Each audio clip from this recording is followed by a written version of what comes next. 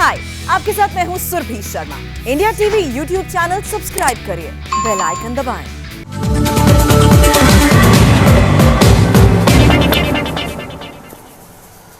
इंदौर में एक चूड़ी वाले की पिटाई का मामला जबरदस्त चर्चा में है। सड़क से लेकर सोशल मीडिया तक एक गरीब चूड़ी वाले की पिटाई का मामला सुर्खियों में बना हुआ है। इस खबर को जिस किसी ने भी देखा सुना वो हैरत में पड़ गया। लोगों को समझ नहीं आ रहा कि ये गरीब की पिटाई आखिर क्यों की।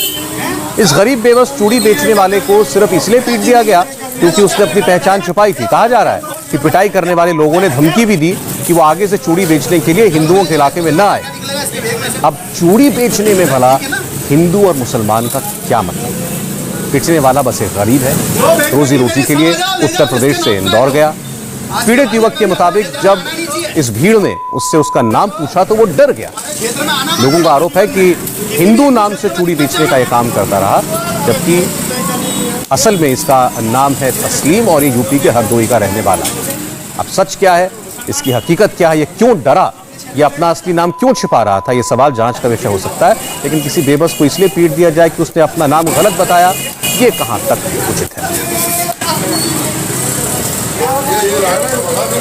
शिवराज सरकार में गृहमंत्री नरोत्तम मिश्रा ने कहा कि मध्य प्रदेश में कानून का राज है और कोई अपनी मनमानी नहीं कर सकता। हालांकि नरोत्तम मिश्रा ने गरीब और बेबस चूड़ी वाले की सुरक्षा और देखरेख के लिए कोई ठोस भरोसा नहीं दिया।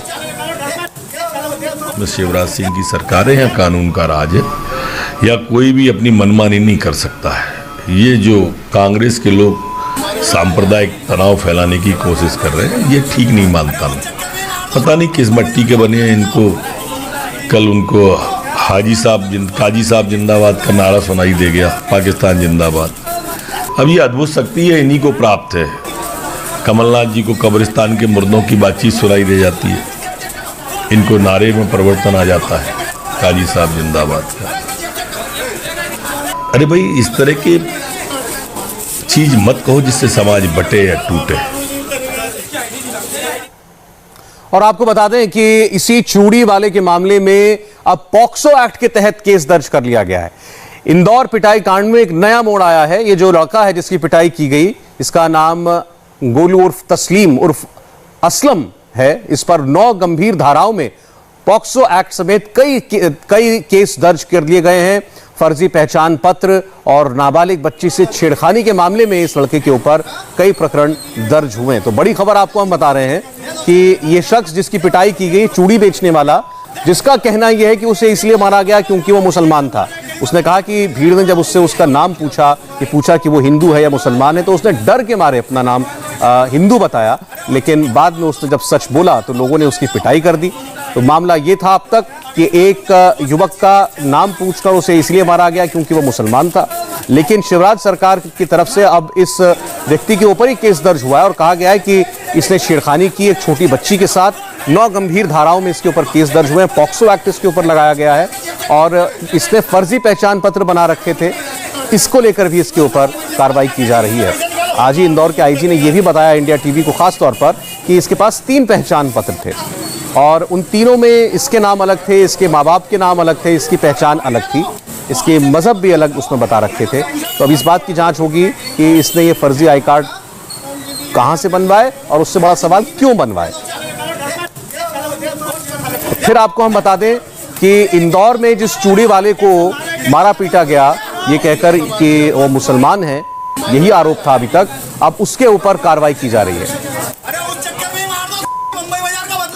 इंदौर में मुस्लिम पिटाई मामले में एक नया मोड़ आ गया है। जिस शख्स तस्लीम की पिटाई हुई थी, अब उस पर पास्को एक्ट भी लग गया है और पुलिस ने छेड़खानी समेत तमाम धाराओं में केस दर्ज किया है। हमारे साथ हैं एसपी आशुतोष बागरे जी, उनसे बात करते हैं।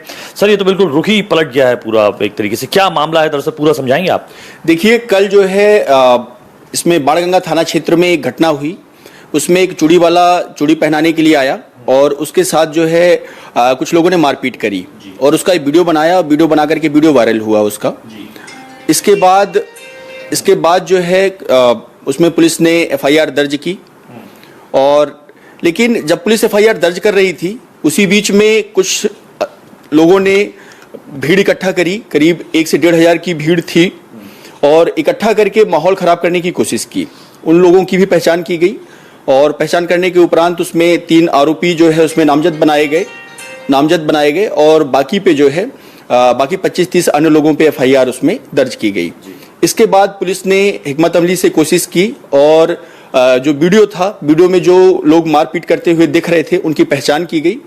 पहचान करने के उपरांत उनको ट्रेस आउट किया गया। कल इसमें जो है 2 लोगों को पुलिस ने राउंड अप किया और आज जो है एक और। तो इस तरह से तीनों आरोपी, उसमें जो मुख्य आरोपी थे जो मारपीट कर रहे थे, उनको पुलिस ने राउंड अप कर लिया है। बाकी जो लोग उसमें मारपीट कर रहे थे अभी उनकी पहचान की जा रही है। उनको भी पुलिस जो उसमें नियम सम्मत कार्रवाई है उन पे भी वही कार्रवाई की जाएगी। इसके बाद आज जो है एक बालिका आई और बालिका ने आवेदन दिया पुलिस को कि इस चूड़ी वाले ने उसके साथ छेड़छाड़ करी और उसने जो है जो आधार कार्ड दिखाया उसमें उसका नाम